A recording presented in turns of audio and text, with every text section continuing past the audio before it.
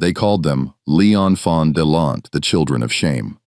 Between 1908 and 1960, somewhere between 15,000 and 20,000 mixed-race children vanished from the Belgian Congo, torn from their African mothers' arms by colonial authorities who documented every transaction with bureaucratic precision. The Belgian government kept these records sealed for decades, hidden in basement archives in Brussels, marked classified until 2017. What happened to those children was not a secret kept by whispers or rumors. It was a secret kept by filing cabinets, stamped documents, and official policies written in careful French cursive. The mothers who search for their stolen children were told the same thing again and again. It is for their own good. But whose good exactly? Before we continue with the story of Maurice Kawena and the children who disappeared into the Catholic missions of Katanga province, make sure you're subscribed to this channel and hit that notification bell, because what you're about to hear is a documented horror that most history books conveniently forget to mention. And please leave a comment telling us where you're listening from. This story needs to be heard everywhere. What makes this story particularly chilling is that it wasn't hidden in the shadows of history.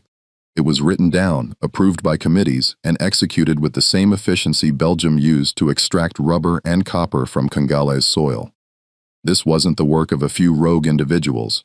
It was a systemic, institutionalized program of child removal designed to maintain a fragile colonial order at the expense of human dignity and the most fundamental of human bonds.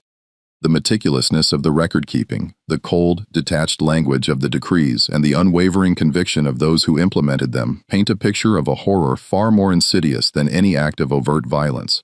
It was a violence of eraser, a cruelty cloaked in the guise of charity and progress. Elizabethville, now known as Lubumbashi, sprawled across the copper-rich Katanga province like a European fantasy dropped into the African savanna. By 1923, the city had become the colonial jewel of the Belgian Congo, its wide boulevards lined with jacaranda trees imported from South America, their purple blossoms a stark contrast to the red dust that coated everything. The administrative buildings, constructed with a particular European arrogance that assumed permanence, boasted grand facades and cool tiled interiors. This was a city built on the sweat and blood of the Congolese, designed to serve the interests of the Belgian crown and the Union Minier Duo Katanga, the powerful mining conglomerate that extracted vast quantities of copper, cobalt, and uranium from the earth. The city was divided with surgical precision, a physical manifestation of the racial hierarchy that governed every aspect of life. The European quarter, with its manicured gardens, tennis courts, and social clubs, occupied the elevated ground where the breeze was coolest and the air was less thick with the dust from the mines. Here, Belgian families lived lives of relative luxury, attended by a retinue of African servants. Below them, sprawling across the lowlands, where the air hung thick and still during the dry season, was the Cité Indien, the native quarter. A labyrinth of unpaved streets, crowded mud brick houses, and rudimentary markets. It was a world apart, separated by invisible but impenetrable barriers of race and power. The colonial administration employed a peculiar and rigid hierarchy. At the apex sat the Belgian administrators, often young men sent from Brussels on 3-year contracts that promised adventure, wealth, and a chance to make their mark in the civilizing mission. Below them worked the agents, territorial, lower-level officials who managed the day-to-day brutality of colonial rule, enforcing labor quotas, collecting taxes, and maintaining order with an iron fist.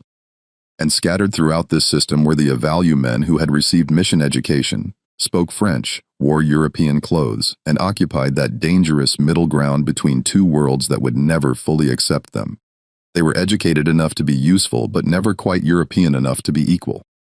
Marie-Thérèse Kawena worked as a domestic servant in the home of Albert de Samps, a mining engineer from Liazga, who had arrived in Elizabethville in 1920 with a wife, 2 children, and ambitions that exceeded his modest position with Union Minier Duo Katanga. She was 19 years old, daughter of a Luba chief who had sent her to the Catholic mission school. There she had learned to read French, embroider linens, and understand that education was supposed to be her path to a better life, a bridge to opportunity. Instead, it had led her to Deason's household, where she scrubbed floors, prepared meals, and tried to remain invisible, a ghost in the opulent European home. The thing about colonial households was that invisibility was impossible for young African women. They existed in a strange quantum state, simultaneously beneath notice and under constant scrutiny. Their bodies considered both inferior and available, their humanity acknowledged just enough to make them useful, but never enough to grant them protection. Maritz moved through the Desums home with a quiet dignity. Her eyes downcast, her movements precise. She understood the unspoken rules. Never meet a European's gaze directly. Speak only when spoken to, anticipate every need. Yet beneath her composed exterior, a quiet resentment simmered. She had been taught to aspire, to believe in the promise of education, only to find herself trapped in a different kind of servitude. Albert Desong was a man of average height and unremarkable features, but with an air of self-importance that seemed to inflate with every year he spent in the Congo. He saw his African staff not as individuals but as extensions of his household, tools to ensure his comfort. His interactions with Maritere were brief, transactional, and often accompanied by a dismissive wave of his hand. His wife Marguerite was a woman of sharp angles and sharper opinions, meticulously maintaining the illusion of European civility in the heart of Africa. She presided over her household with an air of perpetual dissatisfaction, constantly finding fault, constantly reminding her servants of their perceived shortcomings. She was particularly vigilant about maintaining the racial boundaries, a silent guardian of the colonial order within her own home. By March of 1924, Maritz was pregnant. The subtle changes in her body, the morning sickness she tried desperately to conceal, did not escape Marguerite's notice.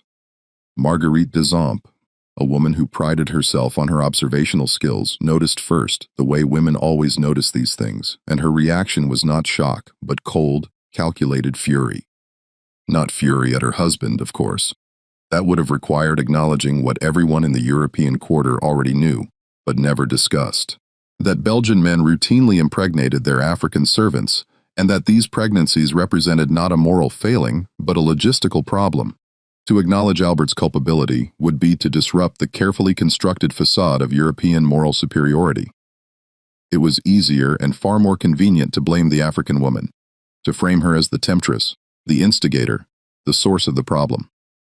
The problem, as the colonial administration saw it, was the children. Mixed-race children, Mate, as they were officially classified, disrupted the colonial order. They were living evidence of intimacy across the color line. Proof that the racial hierarchies Belgium had constructed were permeable, vulnerable, ultimately artificial. Their very existence challenged the notion of a clear, unreachable divide between colonizer and colonized. More practically, they complicated inheritance laws, raised uncomfortable questions about paternity, and threatened to create a class of people who belonged fully to neither world, a potential source of instability and dissent. The Belgians, obsessed with order and control, could not tolerate such ambiguity. The Belgian solution was characteristically bureaucratic: removal, relocation, and re-education. The children would be taken from their African mothers and placed in Catholic missions, specifically established for Mate children, where they would be raised as Europeans, or at least as European as their mixed blood would allow. The mothers would be compensated with a small payment and the assurance that their children were receiving opportunities they could never provide. The fathers would be absolved of responsibility, their reputations protected. The colonial order would remain intact, its fragile racial purity preserved. Marita gave birth to a daughter on November 3, 1924, in the native hospital where Congolese women delivered their babies on metal tables under the supervision of a single overworked Flemish nurse. The air was thick with the smell of antiseptic and fear, the cries of newborns echoing in the sterile corridors. She named her daughter Celeste after the mission school teacher who had been kind to her, a woman who had once offered a glimmer of hope.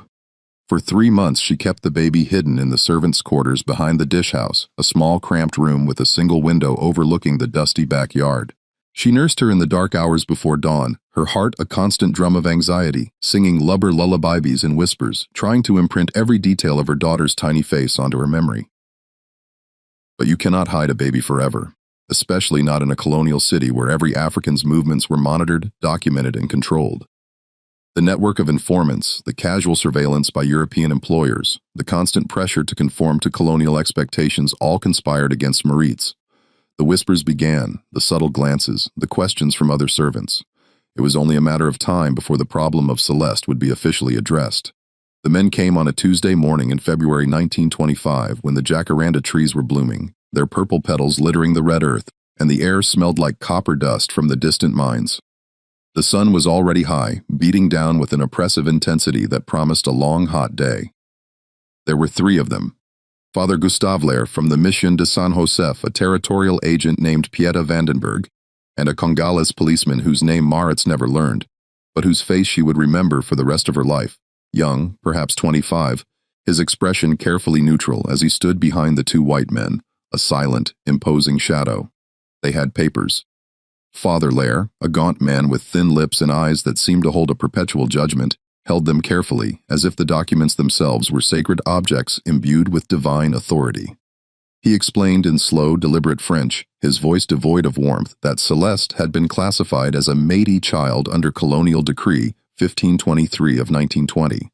This decree, he recited, granted the state authority to remove mixed-race children from their mother's custody if the father was European and the mother was deemed incapable of providing appropriate upbringing. The words were a torrent of bureaucratic euphemisms, a legalistic shield for an act of profound cruelty. The decree had been written in Brussels by men who had never set foot in Africa, approved by a colonial minister who believed he was solving a problem, and implemented by priests who believed they were saving souls, delivering children from the perceived moral and social degradation of their African mothers. Marie TZ understood perhaps half of what Father Lair said. Permission school French was adequate for household instructions and market transactions, but not for legal terminology and the convoluted justifications of colonial policy. What she understood completely, however, was the gesture Vandenberg made toward the baby in her arms. Peter Vandenberg, a man whose uniform was always impeccably pressed, whose movements were always precise, extended a hand, a silent command. His eyes, cold and blue, held no empathy, only the detached efficiency of a man performing a duty. She ran. Not far. There was nowhere to run in a colonial city where every street led back to European authority. Every path was monitored, every corner held the potential for surveillance. But she ran far enough to make them chase her through the servants' quarters, past the outdoor kitchen where the cook, a woman named Adisa, was preparing breakfast, her eyes wide with silent horror. Maritz burst into the narrow alley behind the property where laundry hung on lines, flapping like distressed flags in the hot breeze, and chickens scattered at her approach, squawking in protest. She made it perhaps 50 meters, her bare feet pounding the dusty ground. Celeste clutched tightly to her chest before the Congolese policeman caught her. His hands were surprisingly gentle as he gripped her arms, his voice low and urgent in Swahili, a language the white men did not understand. "Don't make this worse. They will take her anyway. Don't make them hurt you too." His eyes, though neutral, held a flicker of something Marie TZ recognized. Resignation, a shared understanding of powerlessness. The sound Marie TZ made when they pulled Celeste from her arms was not quite a scream. It was something deeper, more primal. A sound that came from a place beyond language, a tearing of the soul. The cook, Adisa, would later tell other servants that she had never heard anything like it, that it sounded like something breaking that could never be repaired, a sound that would haunt her dreams for years. Father Lair held the baby awkwardly, his arms stiff, unused to infants, while Vandenberg produced another document, a receipt essentially, acknowledging that one Mate female child, approximately 3 months old, had been transferred from the custody of Marie TZ Coena to the Mission de San Josef for proper Christian upbringing. He offered her a pen to sign. When she refused, her hands trembling too violently to hold it, he signed it himself, marking her signature line with an X, as if her illiteracy was assumed, her consent irrelevant, her very existence a mere formality in their bureaucratic process. They paid her 200 francs. Vandenberg counted the bills carefully, his fingers precise, placed them in her hand, and closed her fingers around them with a gesture that might have been meant as kindness, or perhaps just a final dismissive act. The money represented approximately 2 months of her wages as a domestic servant. The colonial administration had calculated the value of a mother's child with the same cold precision they used to calculate the value of extracted copper ore. It was a transaction, a purchase, a final insult. The entire transaction took less than 15 minutes. By the time Marguerite Desson emerged from the main house to see what the commotion was about, drawn by the unusual noise, the men were already walking back toward their vehicle. A black Ford truck with Administration Territorial painted on the side, its engine idling impatiently. Marita was on her knees in the red dust, the 200 francs scattered around her like fallen jacaranda petals, making that terrible sound that was not quite crying and not quite screaming, but something worse than either, a sound of utter desolation. What Marguerite Desson did next would be remembered by the household staff for years afterward, a chilling testament to the casual cruelty of the colonial system. She walked past Marie-Thérèse without a word, her face a mask of indifference, went back into the house and rang the bell for morning tea, as if nothing unusual had occurred, as if the removal of an African woman's child was so ordinary, so expected, so utterly unremarkable that it did not even merit acknowledgement. And in a sense, she was right. This was not unusual. This was policy. This was the quiet bureaucratic horror of the Belgian Congo. The mission to San Joseph sat 15 km outside Elizabethville, a cluster of whitewashed buildings baking under the relentless Katangan sun. It was accessible only by a rooted dirt road that became an impassable quagmire during the rainy season, effectively isolating it from the city.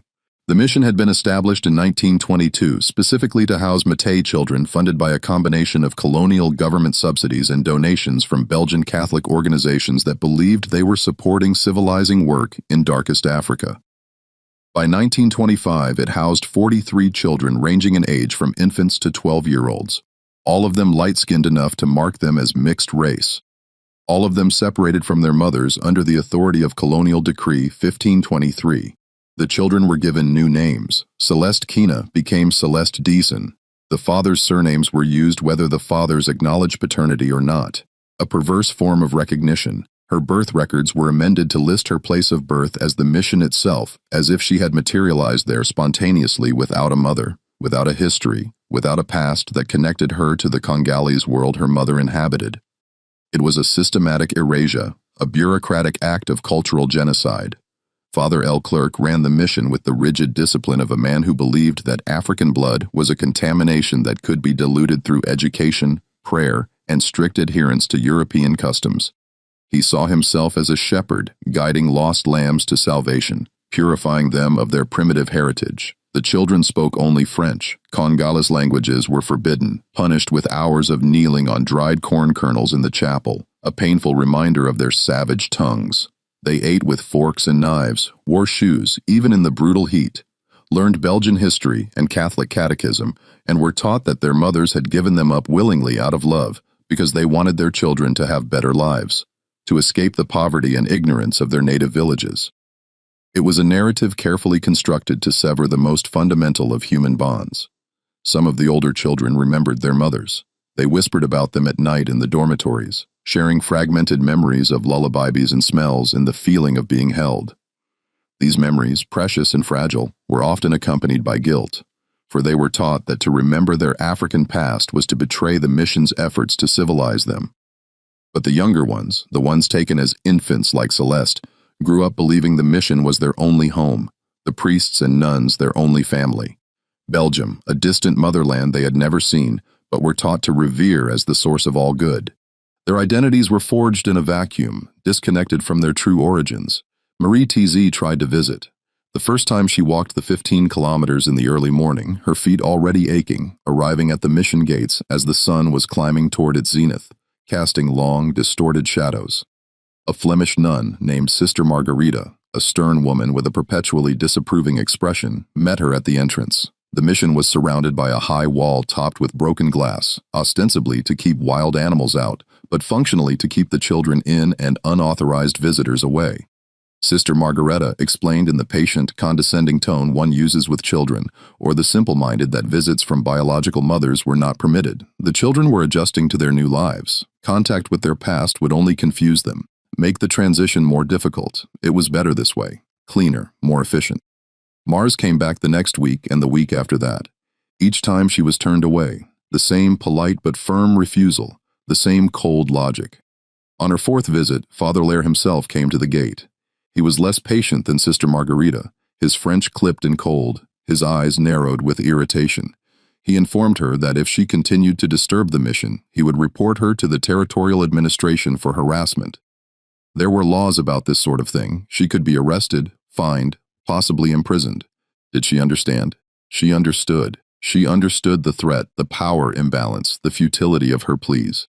She stopped coming to the gate, but she did not stop coming to the mission. Instead, she began walking the perimeter of the wall slowly, methodically, looking for gaps, for places where she might see inside, might catch a glimpse of a child who might be her daughter. The mission children played in a courtyard visible from a section of the wall where the ground rose slightly. If you stood in exactly the right spot, balanced precariously on a termite mound, you could see over the broken glass to where the children ran and played under the watchful supervision of the nuns. Mar went there every Sunday afternoon when the children had recreation time.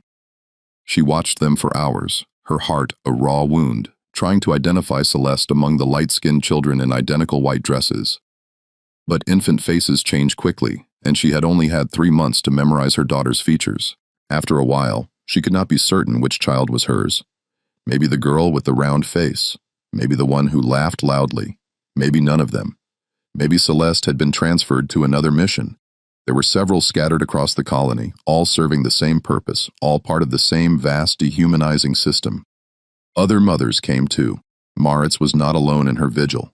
There was Josephine, whose son, a bright-eyed boy named Patrice, had been taken when he was 2 years old, his laughter still echoing in her memory. There was Amina, a quiet woman from a village near the Lualaba River who had given birth to twins, both removed, both given to the mission, leaving her with an unbearable emptiness.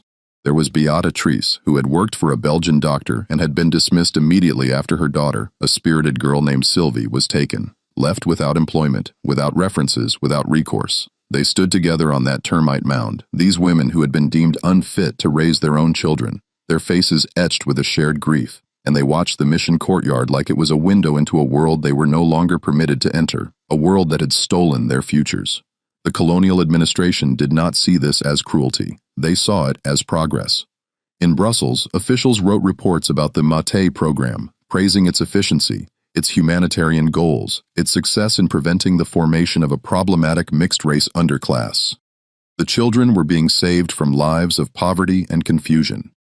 Raised as Christians, educated as Europeans, their mothers were being spared the burden of children they could not properly care for. Everyone benefited. The system worked. It was a perfect self-justifying machine of human separation. But systems built on the premise that some people's children belong to the state have a way of expanding, of finding new categories of children who need saving, new reasons why mothers are unfit, new justifications for separation.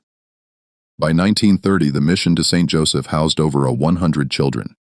By 1935, there were 3 more missions established across Katanga province alone, each one dedicated to the same purpose, each one a silent monument to stolen childhoods. The program was expanding, systematizing, becoming more efficient. The colonial government began requiring all Métis children to be registered at birth. Their mothers identified their fathers, documented when possible. Territorial agents were given quotas, not officially of course, but everyone understood that finding and removing Mate children was part of their job performance, a metric by which their dedication to colonial order was measured. And Maritere, who had once believed that education would save her, who had trusted the priests and the promises of the mission school, learned a different lesson entirely. That the same institutions that taught her to read and write could also teach her that her love for her child mattered less than colonial policy. That her motherhood was conditional, revocable, subject to the approval of men who would never see her as fully human. She kept the 200 francs. She never spent them. She kept them in a small cloth bag hidden under the floorboards of whatever room she was living in, moving them with her when she changed employment, when she moved from one household to another, when she eventually left Elizabethville entirely. The bills grew soft with age, the ink fading, but she kept them anyway, as evidence, as proof, as a reminder of the price the Belgian government had placed on her daughter. A constant, tangible ache in her heart. If this story is giving you chills, share this video with a friend who loves dark mysteries. Hit that like button to support our content, and don't forget to subscribe to never miss stories like this. Let's discover together what happens next. In 1936, something shifted. A subtle tremor in the rigid structure of the mission to San Jose. Father Léon, whose stern countenance had become synonymous with the mission's unyielding discipline, was replaced by a younger priest, Father Antoine Dubois. Dubois had arrived from Belgium with different ideas about the Mate program, a quiet unease stirring within him about the moral implications of their work. He had studied theology at Leuven, a university known for its progressive intellectual currents, and had written his dissertation on the moral obligations of colonial powers toward indigenous populations, a topic that had earned him both praise from progressive Catholic intellectuals and suspicion from the colonial administration, which did not particularly want priests who asked uncomfortable questions about the morality of their policies. Dubois was meticulous, but his meticulousness served a different purpose than he began keeping different records. In addition to the official documentation required by the colonial government, names, ages, dates of admission, fathers' identities when known, he started a private ledger, a small leather-bound book he kept hidden in his desk. In this ledger, he recorded the children's stories, their fragmented memories, their unspoken fears. He interviewed the older children, the ones who remembered their mothers, and he wrote down what they told him, often in hushed tones, their eyes darting nervously. He noted which children cried at night, which ones asked about their families, which ones had stopped asking because they had learned that questions about their mothers were discouraged, redirected, or punished with extra prayers and additional chores. He saw the psychological toll of this enforced amnesia, the quiet desperation beneath the surface of their carefully constructed European identities. He also began documenting something else, something far more disturbing. The children were disappearing, not all of them, and not obviously, but gradually, systematically, certain children were being transferred away from the mission with minimal documentation and no explanation. The official records would note transferred to Belgium for continued education or placed with approved family or simply relocated. But when Dubois tried to follow up to find out where these children had gone, he encountered bureaucratic walls, a polite but firm refusal to provide details. The colonial administration told him it was not his concern. The children were being given opportunities. He should be grateful that Belgian families were willing to take them in to offer them a better life. But Dubois was not grateful. He was suspicious because the children who disappeared were always the lightest-skinned ones, the ones who could most easily pass as European, the ones whose African heritage was least visible. And the families they were supposedly placed with never visited, never wrote, never sent photographs or updates. The children simply vanished into Belgium, into a country most of them had never seen, to live with families whose names Dubois was not permitted to know. It was as if they had ceased to exist, their past erased, their future a blank slate dictated by colonial policy. He started writing letters to the colonial ministry in Brussels, to Catholic organizations in Belgium, to other priests running similar missions across the Congo. He asked questions carefully phrased but insistent. Where were the children going? Who were these families? What happened to the children after they arrived in Belgium? Were they adopted legally? Were they being treated well? Did they maintain any connection to their Congolese heritage, to their mothers, to their identities? Most of his letters went unanswered. The few responses he received were vague, bureaucratic, designed to provide information without actually revealing anything. One letter from a colonial official in Brussels was more direct, a thinly veiled warning. Father Dubois, your concern for these children is admirable, but you must understand that the Mate program serves a larger purpose. These children are being given opportunities their mothers could never provide. Your role is to prepare them for European life, not to question the wisdom of the policies that govern their futures.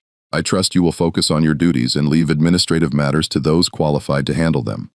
The letter was dated April 12, 1937, and it was signed by Henri Jaspar, Director of Native Affairs for the Belgian Congo.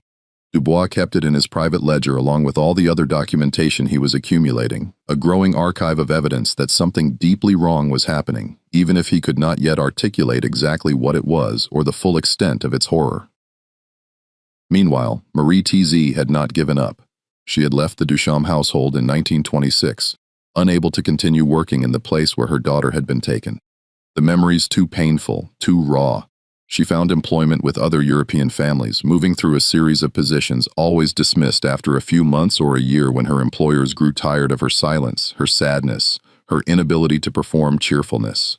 Her grief was an inconvenient truth in their carefully constructed world. By 1937, she was working for a Belgian accountant named Louis Vermeer, a widower with no children who needed someone to manage his household and did not particularly care about her emotional state as long as his meals were prepared and his clothes were clean.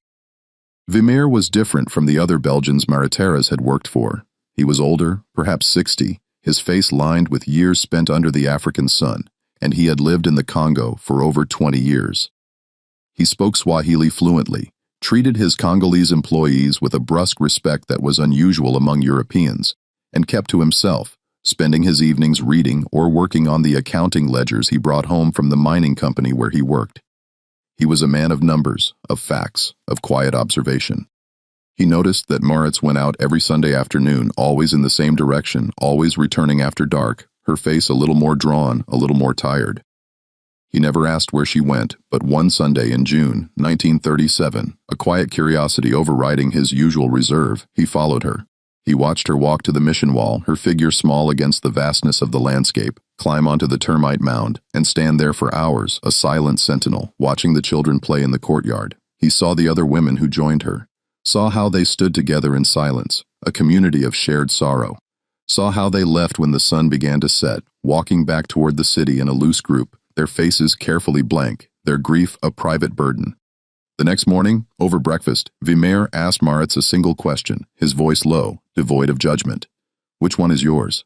She looked at him for a long moment, her eyes searching his, trying to determine if this was a trap, if answering would lead to punishment or dismissal. 12 years of colonial employment had taught her caution, taught her that European kindness usually came with conditions, with expectations, with prices that were not named up front. Finally, she said in careful French, her voice barely a whisper, "I do not know anymore. They all look the same in those dresses. I think maybe the tall one with the dark hair, but I am not certain." The admission was a fresh wound, the uncertainty, a constant torment. Vimer nodded slowly, a flicker of understanding in his eyes. Then he said something that would change everything, a simple offer that held the weight of a lifetime of unspoken pain.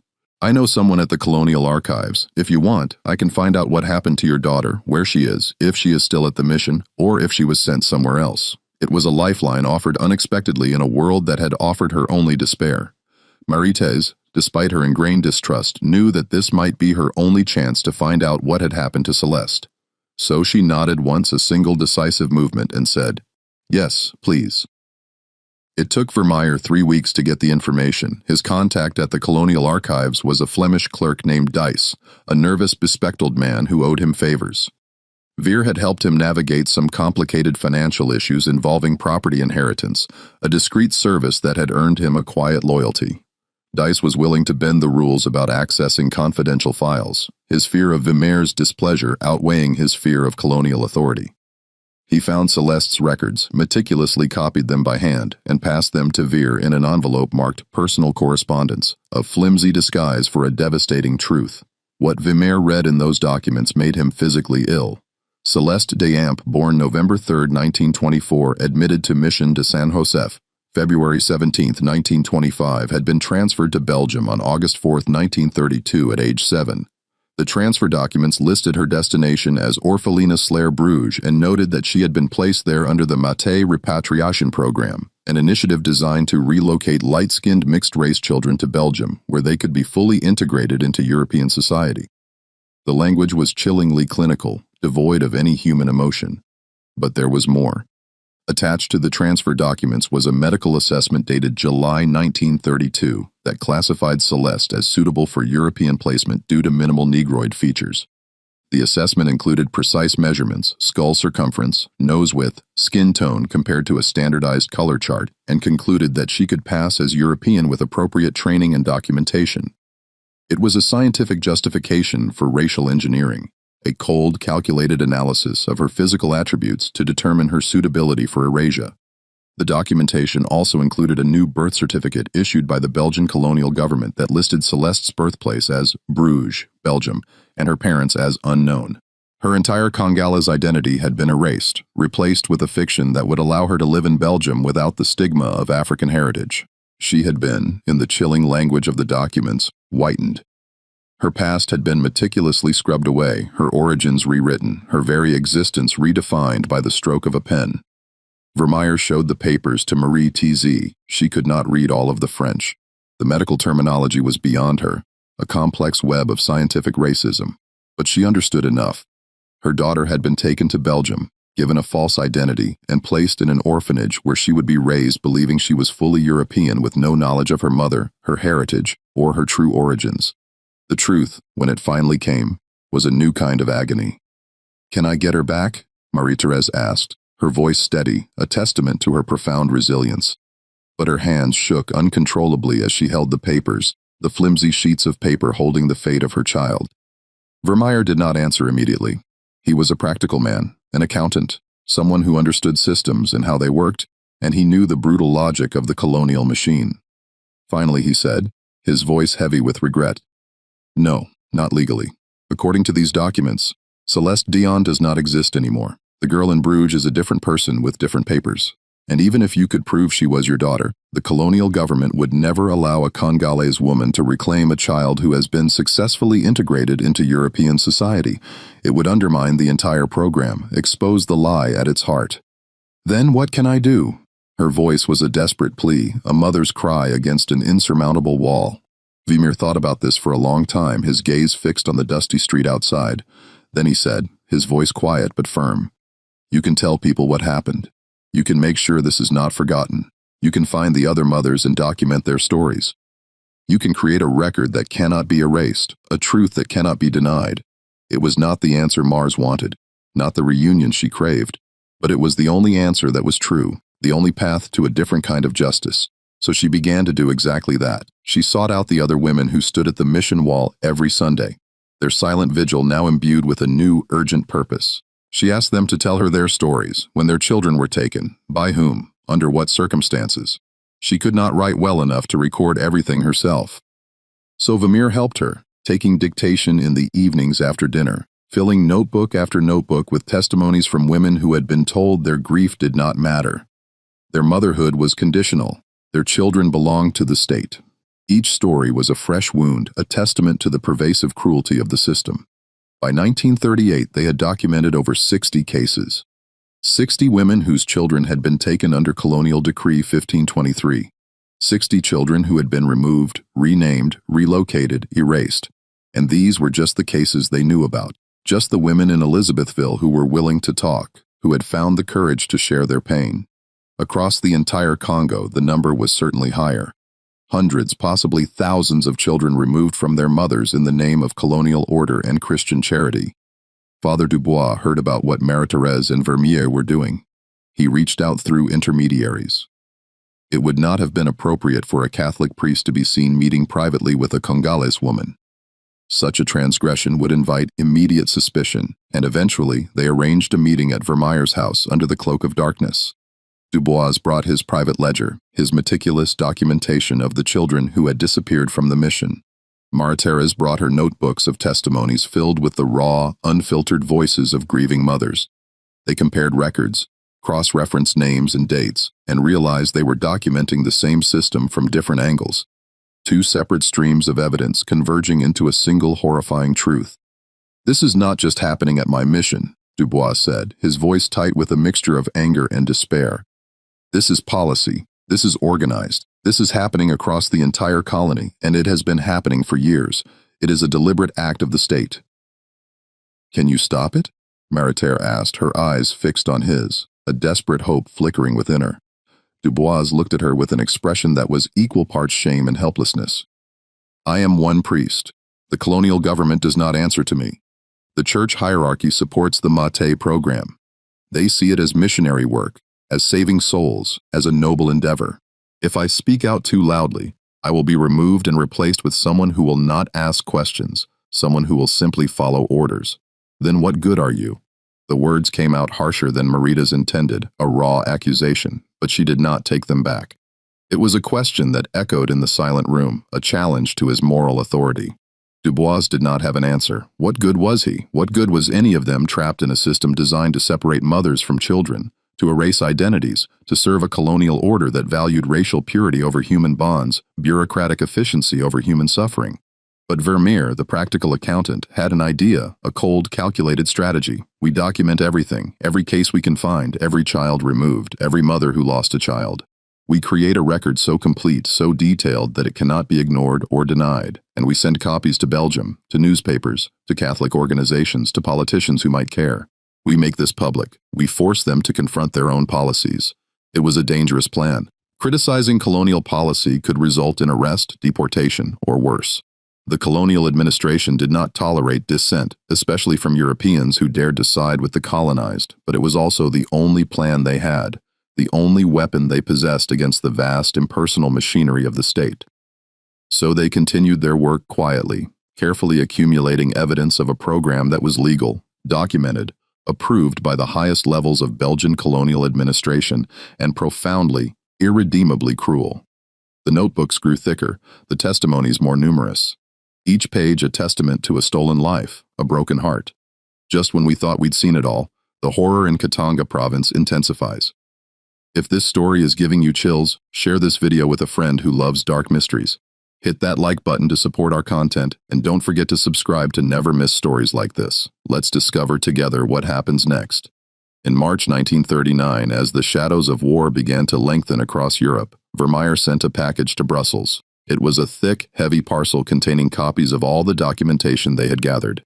Maritz's meticulously recorded testimonies, Father Dubois' private ledger with its chilling accounts of disappearing children, official transfer records, medical assessments detailing the whitening process, everything.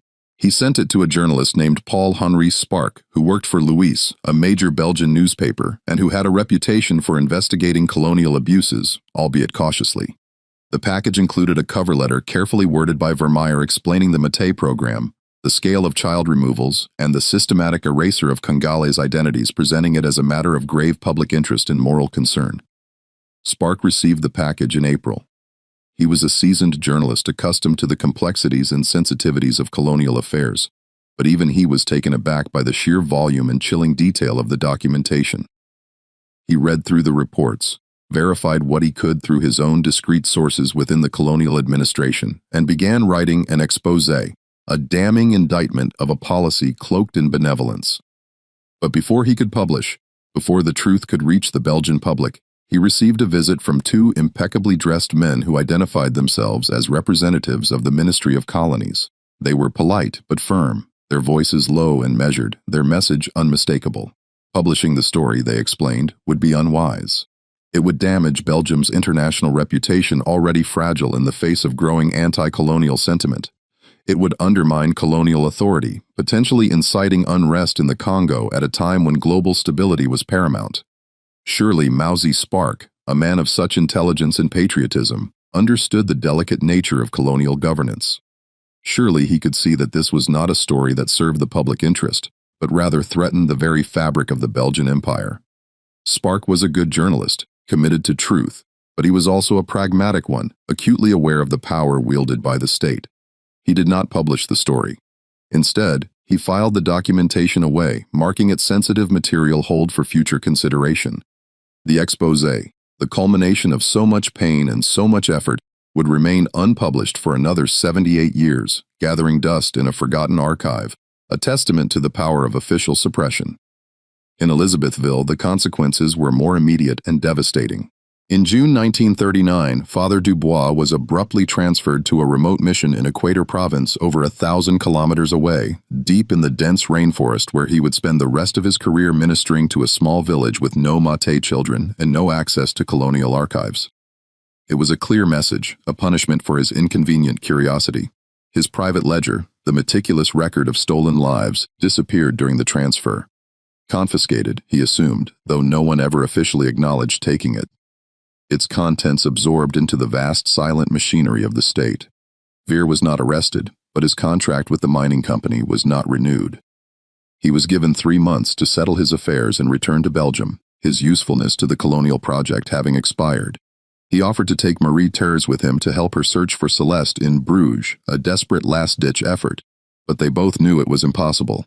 A Congolese woman traveling to Belgium with a white man would raise questions neither of them could answer. Questions that would expose them to suspicion and danger.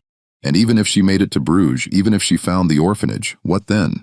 Celeste would be 14 years old, raised as a European with no memory of her mother, no knowledge of her Congolese heritage. Would Marie Terres introduce herself? Would she try to reclaim a daughter who had been taught that her African blood was something to be hidden, overcome, erased? The thought was a fresh agony, a realization that even if she found her, Celeste might be lost to her forever. In August 1939, Louis Vermeer left the Congo.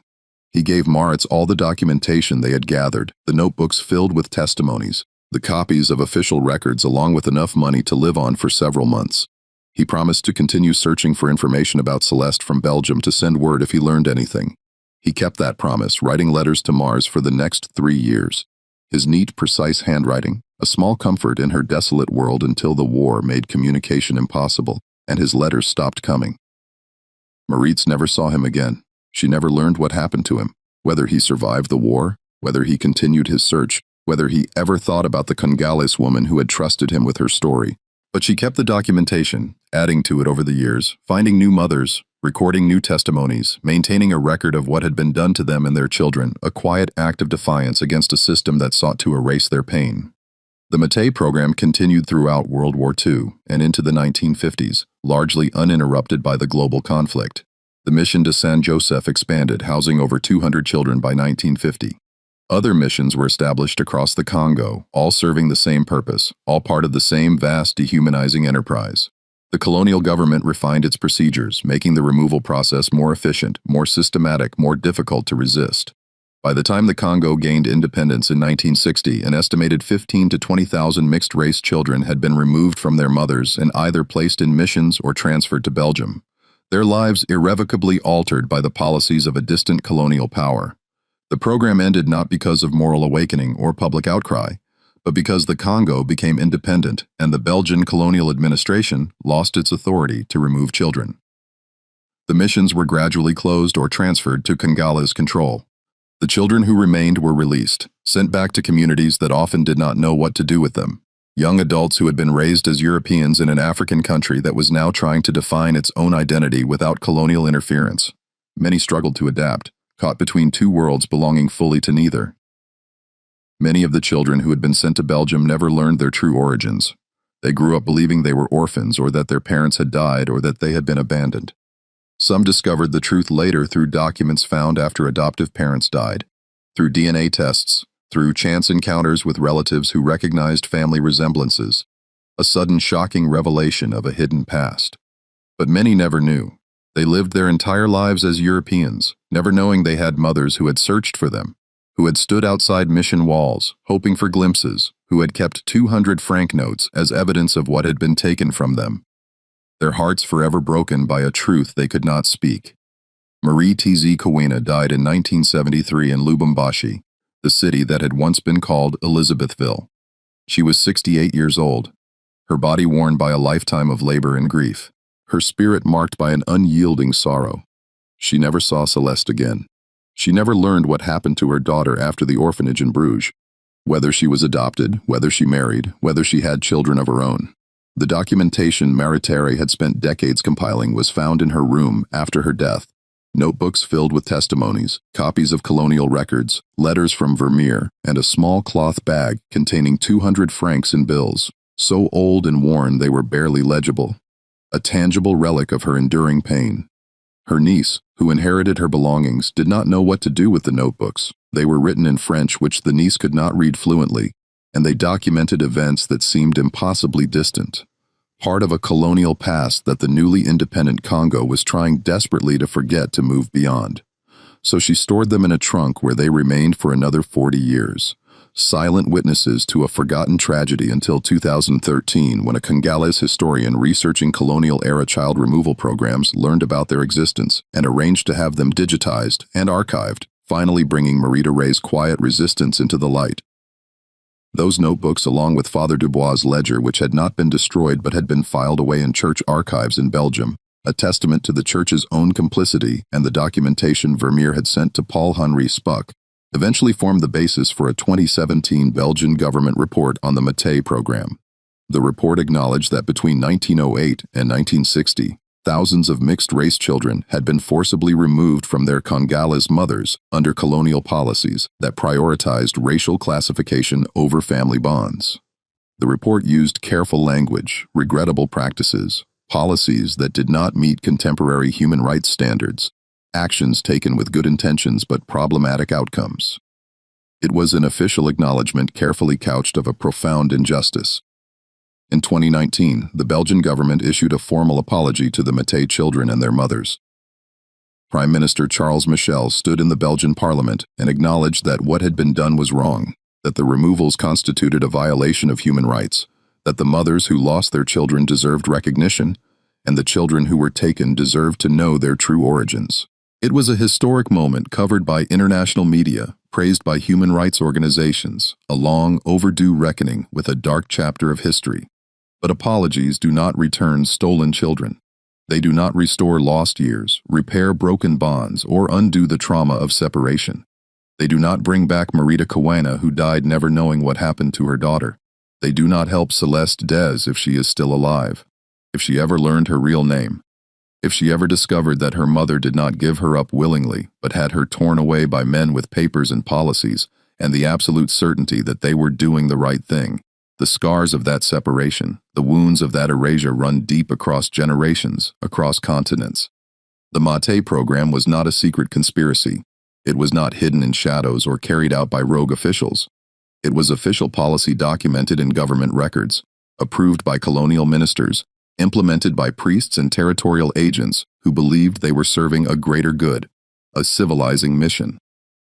The horror was not that it was done in darkness, but that it was done in daylight with paperwork, with bureaucratic efficiency, with the full support of institutions that claimed to represent civilization, Christianity, and progress.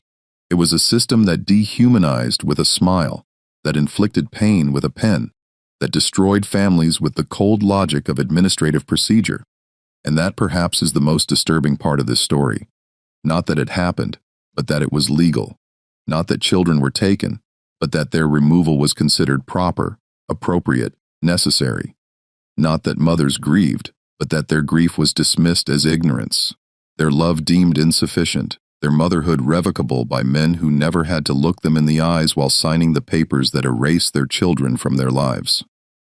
It is a chilling reminder that the greatest horrors are often perpetrated not by monsters, but by ordinary people following orders, believing in their own righteousness and meticulously documenting every step of their institutional cruelty. What do you think of this story? Do you believe everything was revealed? Leave your comment below. If you enjoyed this tale and want more horror stories like this, subscribe, hit the notification bell, and share with someone who loves mysteries. See you in the next. See you in the next. See you in the next. See you in the next. See you in the next.